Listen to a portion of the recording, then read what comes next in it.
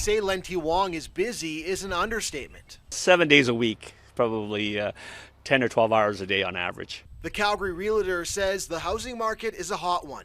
We saw a buyer's market for 6 years turn into a seller's market in less than 6 months. In May, the city's benchmark price was up almost 11% compared to last year. But what about national prices over a longer term? That was one of your questions that we took to the experts. The Calgary Real Estate Board says Canada's metrics have a lot to do with two big cities. So when you look at markets like Toronto and Vancouver, they still have people moving into their cities, they're still growing, but it's a lot harder to increase the supply in some of those markets. Calgary, we tend to go through highs and lows because when there isn't a lot of supply, we see the reaction from the new home builders, right? So we see a lot more new construction happening. For perspective, the current benchmark price for a detached home in Calgary is $533,000. In Vancouver, that amount multiplies by more than 3. So, if home ownership is possible despite market conditions, you may be thinking this.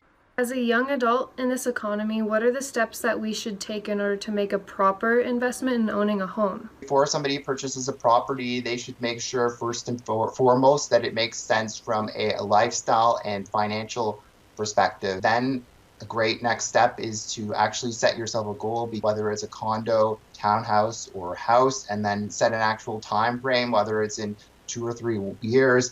Then when you do that, you can figure out exactly how much money you need to save. And experts recommend first-time homebuyers have an emergency fund. Always have 3 to 6 months of your base living expenses put aside, and that's not what you use for your down payment, or that's not what you use for some things you're going to have to buy because now you bought a place and you have to outfit it.